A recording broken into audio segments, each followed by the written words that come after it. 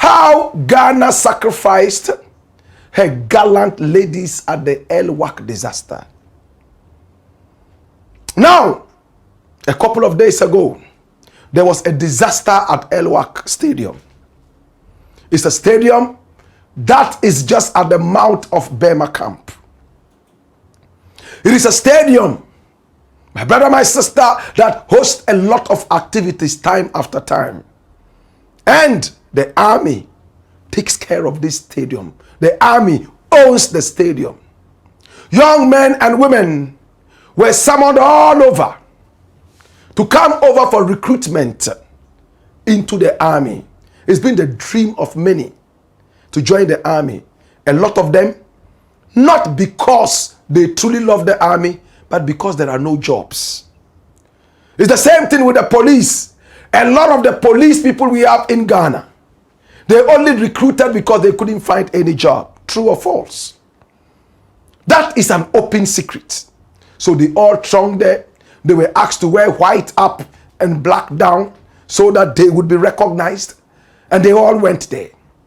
When they got there, now the authorities came over, and we are told that they opened the gates and asked them to come in. That was when everybody was rushing to go in, because man must eat. They are all tired of being unemployed. Then there was a stampede, and the weaker vessels started to fall. And by weaker vessels, I am just using it respectfully to mean the young ladies amongst the men. Ladies were trampled upon.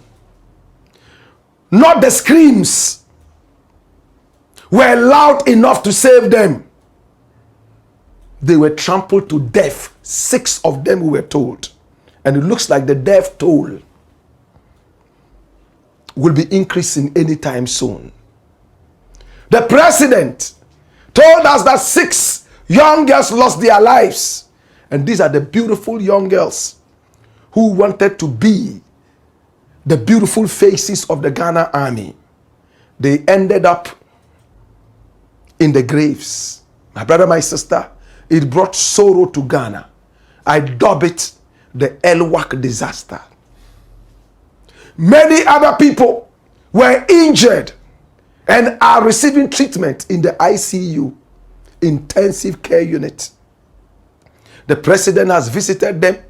Some other politicians have gone there.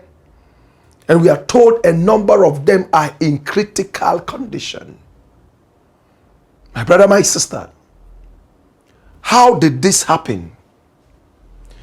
If the army cannot control this number, can we trust that our own army would be able to stand for us when there's a bigger aggression? I'm just asking. The Ghana army is one of the best in the world. I love our soldiers. But what happened at the El-Wak disaster? I am told that some people were not supposed to come there. They were supposed to have come in batches. Yes, batches. Unfortunately, when the announcement was made, those who were even supposed to come a day after, they all came there. Is that a good enough excuse? Couldn't they have asked them to queue all the way from Afrikiko, queue in the sun? You are a soldier, endure the sun. After all, our old men and women in the village, they work in the sun. Right from when the sun comes up till the sun sets. You want to be a soldier? Let's start with this kind of exercise. My brother, my sister, they rather allegedly opened the gates and the fittest had to survive. My brother, my sister, 6 lovely young ladies went down the drain. They died instantly.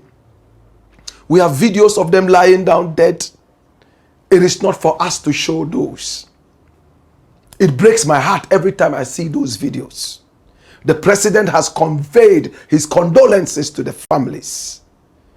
But did the army fail the young ladies? Oh yes, the military failed the young ladies and failed the whole of Ghana. I always trust that the military will do a good job. When the military went there and realized that the number was so huge, wasn't there any other way they could have handled this? If you can't handle this, how do you handle disaster moments? I still am waiting for the investigation results that have been initiated already. But to make it worse, an MP from Pusiga, her name is Honorable Ladi Ayamba. This is the woman. Oh, this woman, in December, 26 December, she'll be 64 years. She has been in parliament for 4 terms. From Pusiga. It means the people love her. She's a Muslim. In fact, she has 5 children. This woman here went to school at Bewa Teacher Training School. She came out and went to Winneba to top up. She's a trained teacher. My brother, my sister, a devout Muslim. In fact, she made a speech in parliament that rocked the whole world. It came like a speech made in Afghanistan. It came like a speech made by Al-Qaeda. It sounded like a speech made by Osama bin Laden. What did she say in parliament? What did she say on the floor of parliament? El-Wak tragedy. Watch Pusiga MP's remarks that caused a stir in parliament. Let's go straight to the video. My brother, my sister, so that you would hear it for yourself. It's heartbreaking.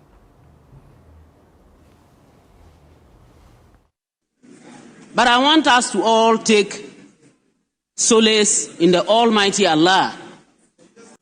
There is nothing that happens that doesn't happen at the right time. This is what the Almighty Allah has ordained for them. Today is their day. No matter how, no matter what, no matter who was there, as what, even if we brought all the presidents of the world to sit there as ministers or whatsoever, once today is ordained for them to die, they will. And this is what has happened. Unless you don't believe in the oneness of God, unless you don't believe in the oneness of the Almighty Allah, it is not anybody who wanted them to die. There is no single officer there who wanted even one single soul to pass.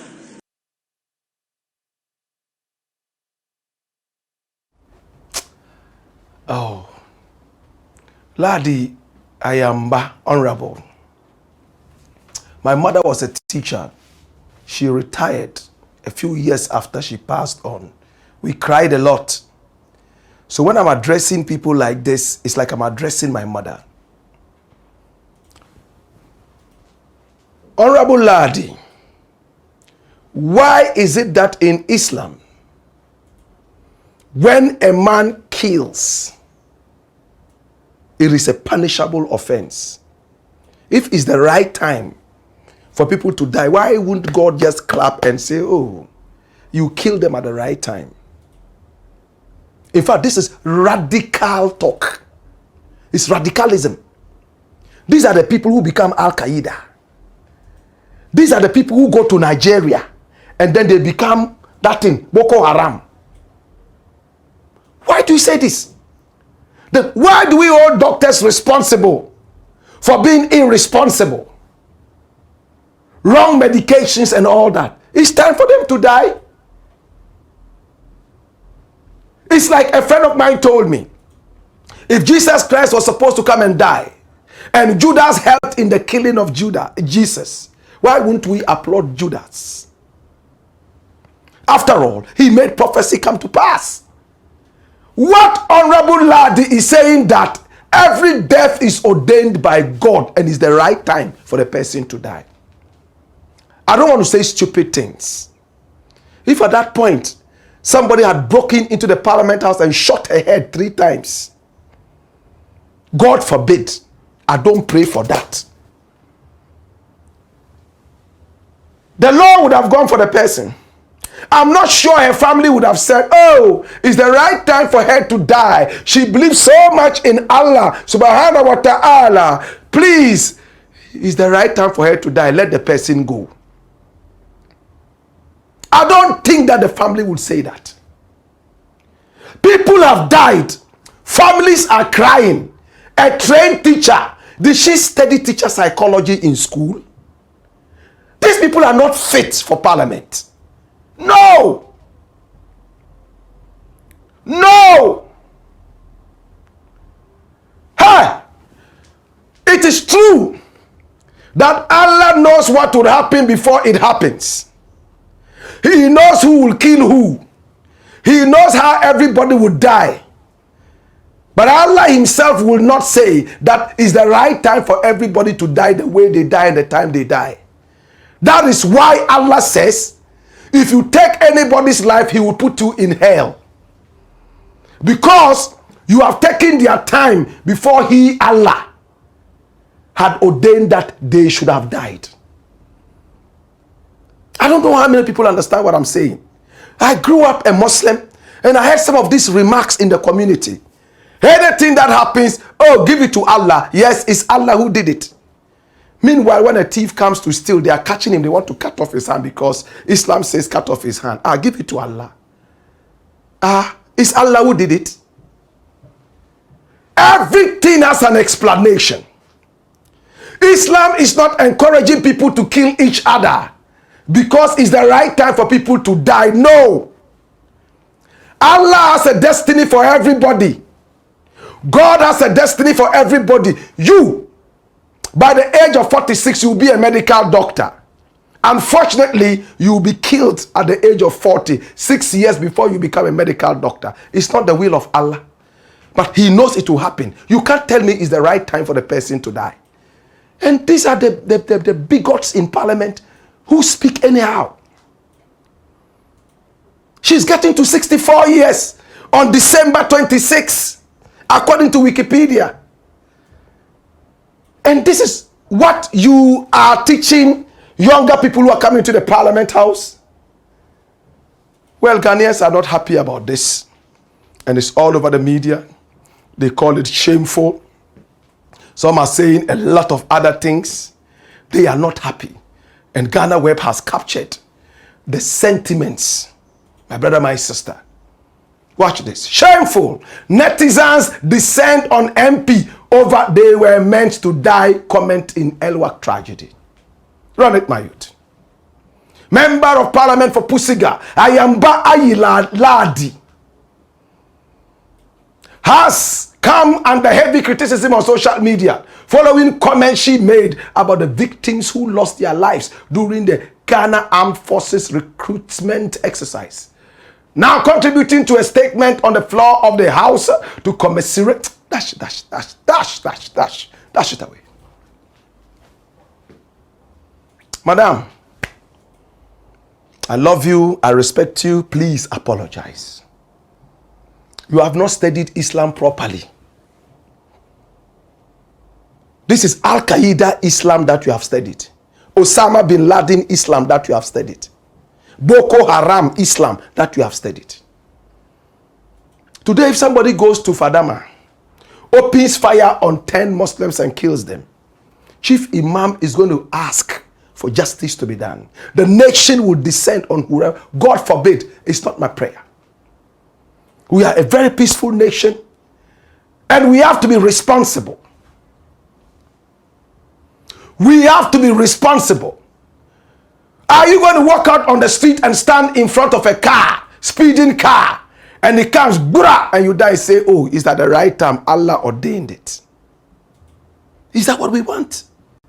Islam teaches us to protect ourselves at all times, even though Allah is the ultimate protector, true or false. So you don't go to bed opening your windows and doors where you know thieves, cutthroats are in the area. When you die, you've committed suicide. And Islam says anyone who commits suicide would go to hell. Even if you kill yourself, you are not safe. Islam says you go to hell, let alone somebody kills you. According to Islam, the little that I know, if a man kills you, all his sins on earth are put on you, the killer, and he becomes sinless. Why would Allah do that? Please, this bigotry, this religious fanaticism, and she's here saying Allah, Allah, Allah, Allah. Who is an Islamic teacher? Please take her back to school, re-educate her. I love Islam, but this is not the kind of Islam I want to hear. It's the Black Pot, aka Kukushonemo. And here we speak truth to power.